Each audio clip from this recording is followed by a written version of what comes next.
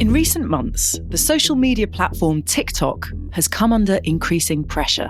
Now the US is threatening to ban TikTok for all Americans. Some of the accusations against TikTok are that it's stealing American users' data and feeding it to China. Critics say it's spreading misinformation and harvesting data for the Chinese government. TikTok strongly denies this.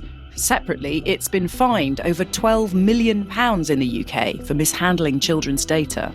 The Information Commissioner's Office has found several breaches of the rules relating to the data, particularly the use of children's data and those under 13. And now, some governments and companies are asking users to delete it from their phones. We are also going to ban the use of TikTok on government devices. A TikTok ban for all government devices. The move brings Australia in line with New Zealand, Canada, the US and the UK. A key branch of the European Union have been ordered to remove the TikTok app from their phones to protect data and increase cybersecurity. Could we really see an all-out ban in the US? And what does that mean for the app here in the UK?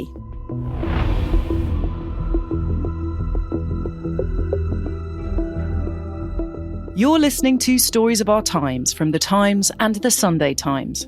I'm Jenny Kleeman. Today, could TikTok be banned?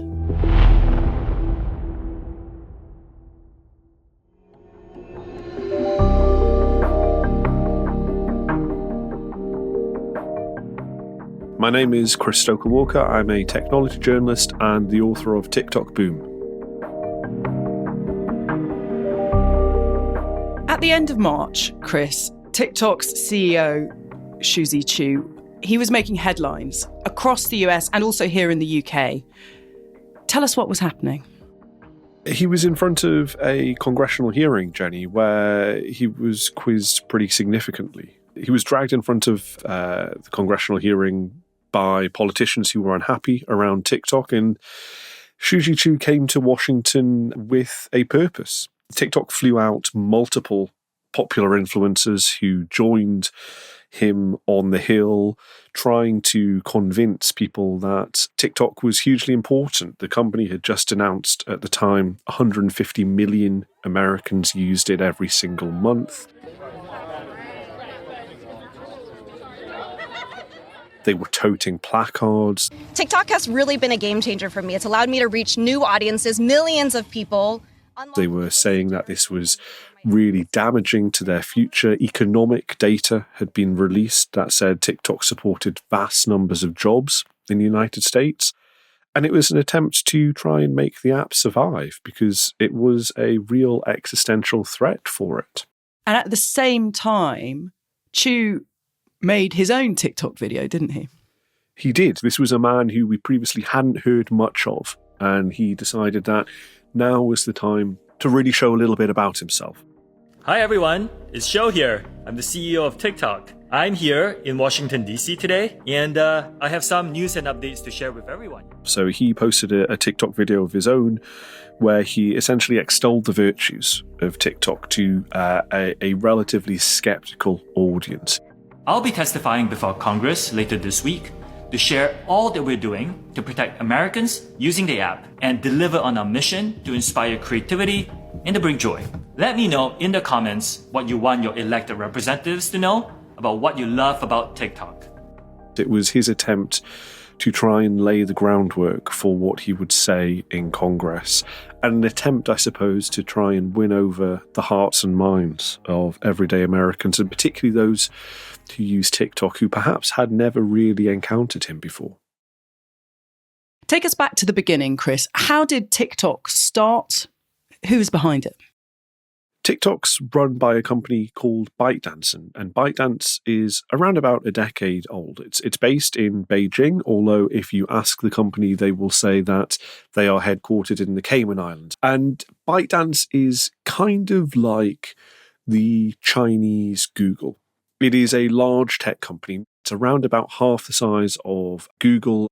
It has talons in lots of parts of Chinese people's lives. So it has an app called Douyin, which is the Chinese equivalent of TikTok. It has a productivity software, which is called Lark, which is similar to the Western app Slack. And also, it really made its name with an app called Toutiao. It was kind of a news app. And that was really the basis of ByteDance's success story. Toutiao became hugely popular and laid the groundwork for all of this suite of other apps. And when did TikTok itself launch? So TikTok was launched in the late 2010s. Essentially, ByteDance saw the success of Douyin, which was this short-form video app in China, and it decided that it wanted to have a global presence. So ByteDance launched TikTok around about 2016, 2017, 2018 in different countries, starting in Southeast Asia, and then it started to expand elsewhere. So it entered into the United States. It merged in 2017 with a competitor app, which was called Musical.ly. And then from there, it kind of became hugely successful. What is it about TikTok, though? What is it about the app that made it so popular so quickly? Yeah, this is one of the really interesting things, Jenny, is people often attribute TikTok's success to being an overnight luck story. And by mentioning ByteDance, we kind of start to chip away at that founding myth, the fact that this is actually a very big backed company with huge cash reserves that are working towards engineering this app's success. So that app design was also augmented by the algorithm. And that really was a step change from what we've seen in the past. You and I have used social media like Facebook and YouTube and Instagram. That is based on a thing called a social graph. Essentially, it looks at what people who we are friends with are interested in and shows us content that it thinks we will like. TikTok is different. TikTok is based on a content graph. So it looks solely at what you have previously engaged with to try and get into your neuroses, to understand what you like the most, and then present you more of it. And that is really what has been the big secret behind TikTok's success. So this content graph is much more powerful than the social graph that we've been used to in the past. It is. TikTok collects vast amount of data about us simply because of the way that we engage with the app so keenly, and the sort of volume of videos that we watch in any given hour is much greater than other apps. And so you can actually download your data from TikTok, and I asked a number of people to do that for my book. And I managed to build up a picture of who they were and what they were interested in that they found really quite scary, because you don't realize the digital breadcrumbs that you leave and how the algorithm takes those breadcrumbs and puts them together to build up a vision of who you are. So it can often be said to kind of know us better than we know ourselves. Who's using the app? Clearly there's a lot of them. I'm not expecting you to give me granular detail on them, but paint a picture of the demographics. Yeah, there's Dave, who's in Kansas, and there's Anna in Arkansas. No, there has been a shift in the typical TikTok user. In the late 2010s, it was known as essentially the lip syncing and dancing app.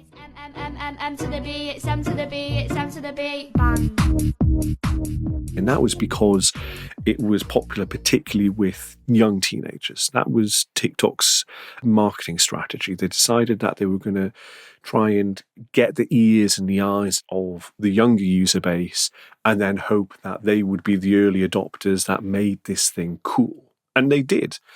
And it's actually been very notable over the history of TikTok how that user base has changed. And so now it has almost as frequent users who are in their 80s or 90s as they are 18 or 19. It has become one of those super apps in the same way that Facebook was maybe 10 years ago, where everybody has to be on it.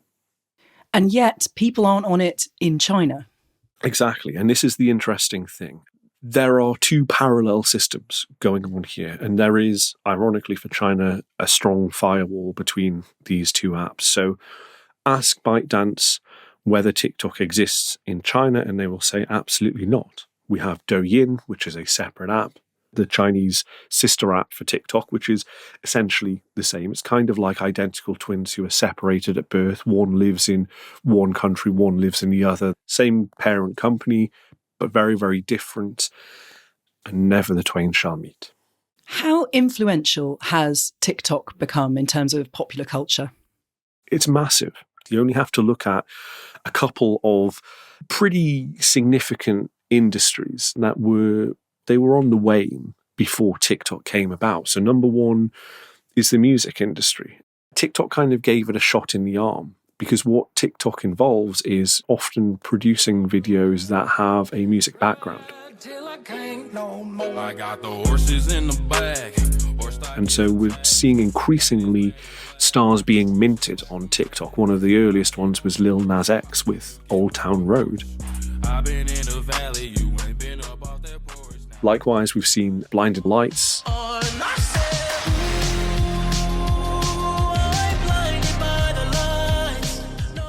That really popular song really cresting the wave of popularity through TikTok. Then you also have subsections of TikTok like Book Talk. I've never cried for so long after a book. If a book goes viral on TikTok, they have literally propelled books that were languishing at the back of dusty shelves to the top of the bestseller chart simply because an influential person on the app has said, I like this book, you would like it too, you should go out and buy it. The last paragraph. I forced my mom to snuggle with me until I stopped sobbing long. And is it just books and music? What about politics and news? How important is TikTok for that? It's becoming increasingly important. In about the last 18 months, as TikTok has been inescapable, as it's entered the public consciousness, these publishers, these news outlets have decided that this is a place for them to be. And so increasingly, they are adopting it. So it's notable that in the last few months, the BBC has been advertising for TikTok specialists because they see this as one of the future platforms for distributing journalism.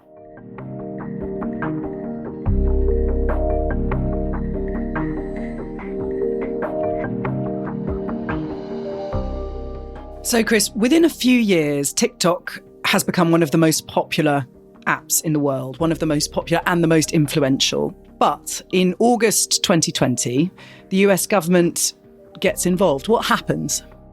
Donald Trump signed an executive order that would ban TikTok if the app wasn't sold to an American company within about a month and a half. This was because he was concerned that TikTok was a tool of the Chinese state. There was no evidence that this was the case, but he spent thousands of dollars on Facebook and Instagram adverts trying to convince the population that this was true.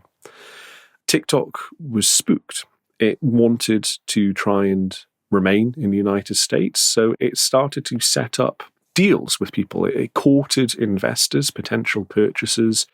There was this idea here that TikTok could remove the Chinese link by cozying up to a US business and convincing Donald Trump that it was actually safe after all. And was Donald Trump right to be concerned that TikTok could be an agent of the Chinese state?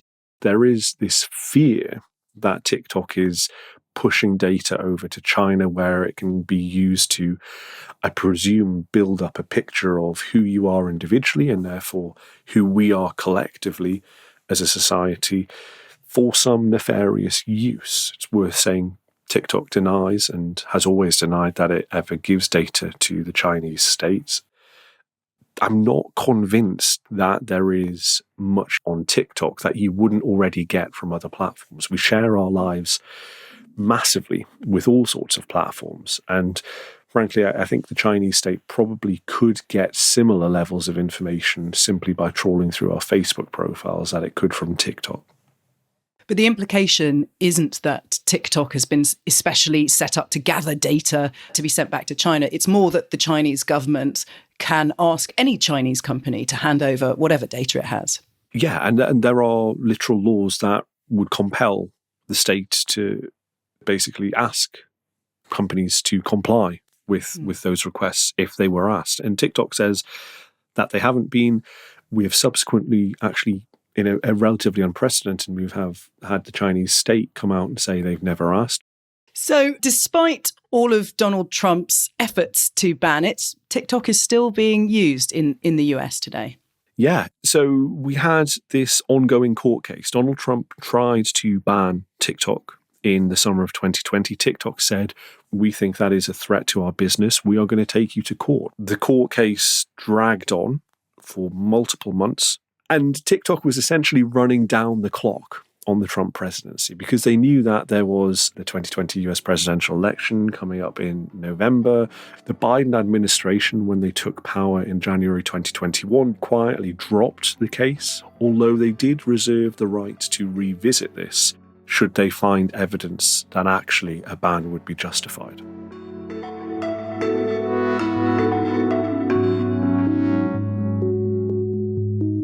Since Trump left office, what new concerns have arisen about TikTok? There have been quite a few. Most recently was the revelation that TikTok had been spying on journalists using its own app. There is a reporter formerly of BuzzFeed News, currently at Forbes, called Emily Baker White, who had been producing some relatively difficult stories about TikTok. TikTok eventually learned that a number of its employees at its parent company, ByteDance, had tried to ascertain who were Emily Baker White's sources by looking at her TikTok usage. They tried to essentially identify who had been speaking to her and who had been leaking her some pretty damaging information.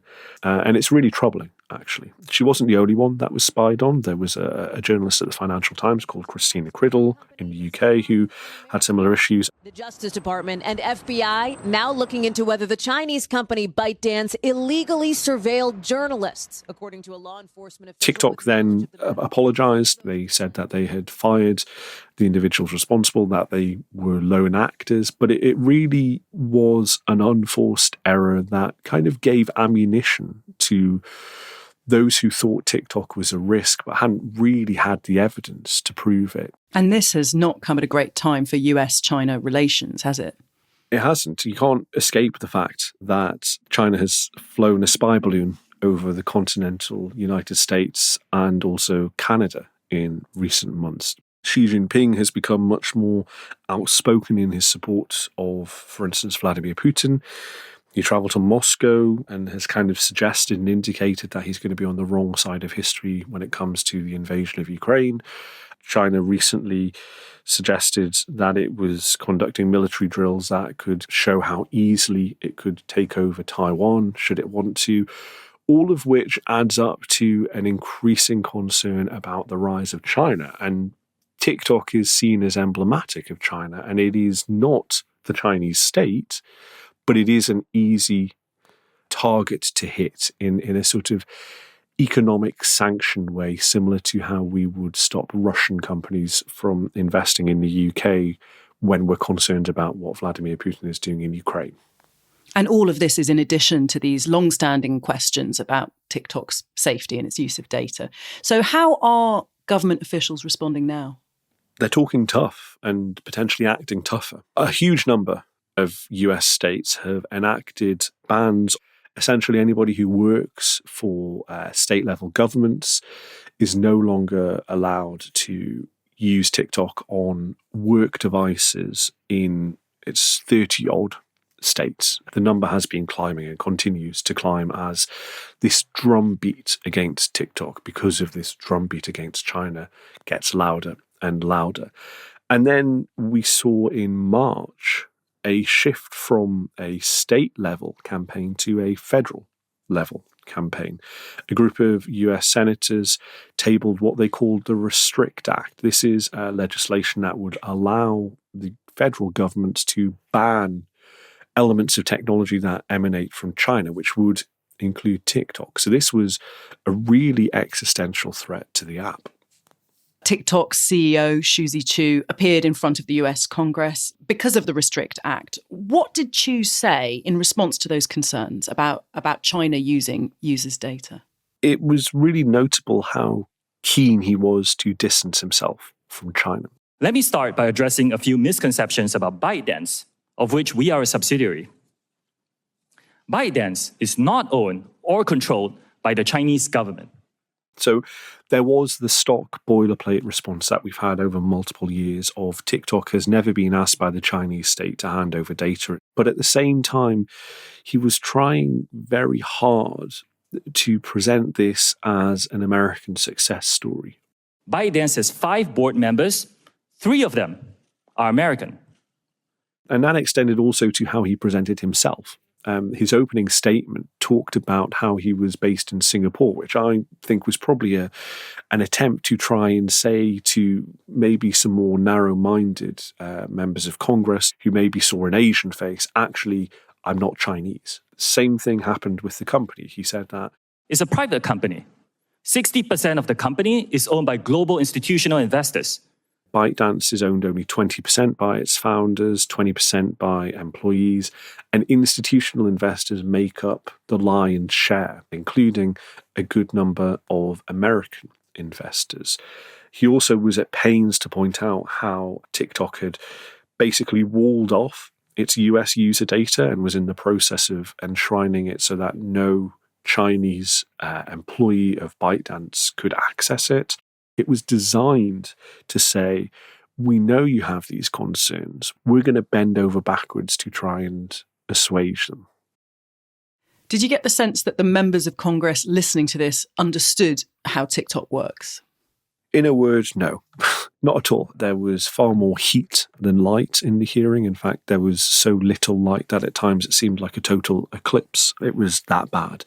We have this issue, which is we've kind of spent the last 20, 25 years letting big tech run wild because we see it as a huge success story. And we're now trying to rein it back in with some challenges because generally older people struggle more with technology and generally our politicians are relatively old. We had some members of Congress asking TikTok's CEO, Mr. Chu, does TikTok access the home Wi-Fi network? Anybody who is under the age of maybe 30 would say, well, yes, of course it does, because it uses the internet and that's how we connect to the internet nowadays. But he seemed to be thinking that this was a massive security risk and a sort of gotcha question. So if I have a TikTok app on my phone and my phone is on my home Wi-Fi network, does TikTok access that network? It will have to access the network to get connections to the internet, if that's the question. There was also a line of questioning from a congresswoman who was asking questions about TikTok's algorithm, but seemed unable to pronounce the word algorithm. Has TikTok at any time fed precise GPS information collected from U.S. users into algorithms? And didn't seem to know actually what the algorithm was, which was a bit of a worry. There was some bright lights, but ultimately they were drowned out by grandstanding, by posturing, by, frankly, just angry people showing their ignorance on these sorts of matters.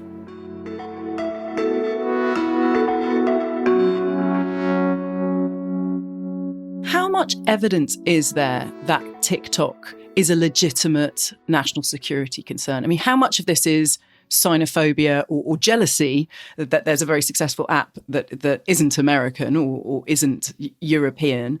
How much is there a real reason to be worried about TikTok? I've been intimately looking at this app and the company behind it and the people involved for around about almost 5 years now. I kind of saw TikTok coming over the horizon before TikTok was a big thing. I do have a lot of contacts within TikTok and people who have previously worked there who have axes to grind and tell me many problems with the company. I haven't seen that smoking gun that says this is a national security concern. Doesn't mean it doesn't exist. I was hoping from the congressional hearing that someone would come up with it because ultimately that would be an amazing story. But we didn't get that. We got the same repetition of the same old claims, which are TikTok is Chinese in its origin, therefore there must be something going on here. It's kind of nobody that I talk to either who I respect has seen any evidence of this. And there are a whole cadre of really talented journalists trying to find that national security concern, as well as a whole range of independent expert cybersecurity researchers who are poring over TikTok's source code, the computer code that actually makes it run. And nobody's been able to find this thing. While all of this has been unfolding in the US, what has the UK's approach to TikTok been?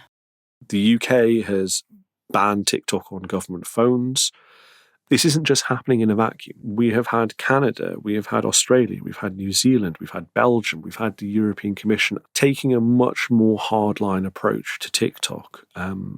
The BBC has followed in their footsteps by preventing anybody who doesn't need to use it for their jobs from having TikTok installed on their work devices. It is really notable that all of these bans outside of the US are relatively limited. They're not whole population bans. They are instead bans on government devices.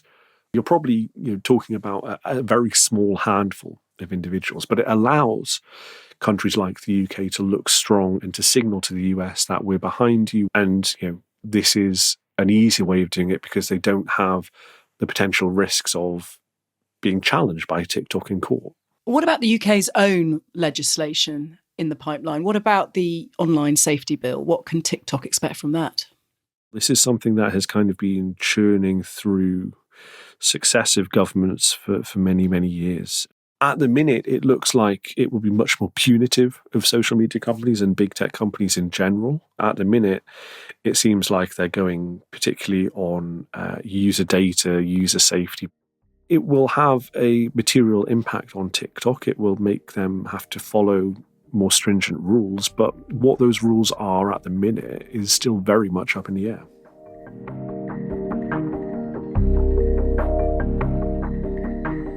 Tell us, Chris, what is going to happen next? I mean, what would need to happen for there to be an all-out ban in the US, and how would that influence other countries and how they approach TikTok? An all-out ban would probably require that congressional hearing to come back and make a recommendation to Joe Biden's presidency to say, we don't think that this is safe. You should stop it from existing in the United States. If you'd asked me whether a ban across the whole US was likely before the congressional hearing, I would have probably put the odds at about 60%.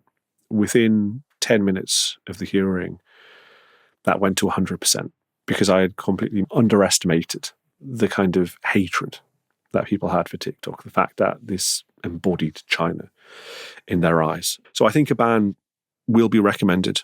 I think that immediately TikTok will appeal it, much as they did in 2020. And, we go back in time to repeating the same things that happened almost 3 years ago. We'll have a court case. It will be deemed unconstitutional. It will be deemed to have not followed due process. There's no evidence that this is a national security concern.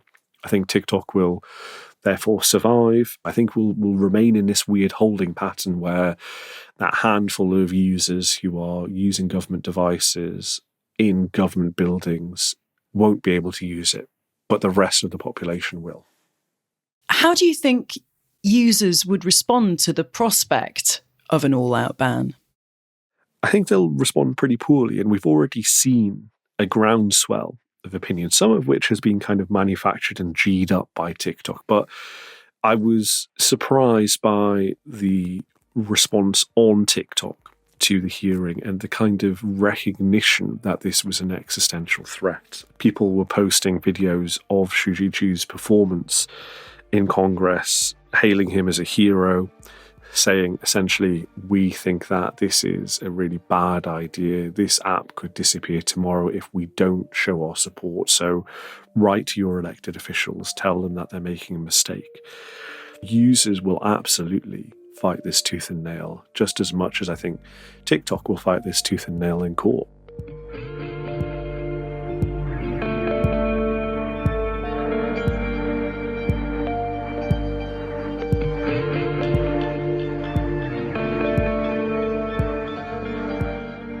You've been listening to Stories of Our Times, a podcast brought to you thanks to subscribers of The Times and The Sunday Times with me, Jenny Kleeman, and my guest, Chris Stokel-Walker, Times and Sunday Times contributor, journalist and author of TikTok Boom, China's Dynamite app and the superpower race for social media. The producers were Sam Chantarasak and Olivia Case. The executive producer is Kate Ford, and sound design was by Tom Birchall. Thanks for listening. See you again soon.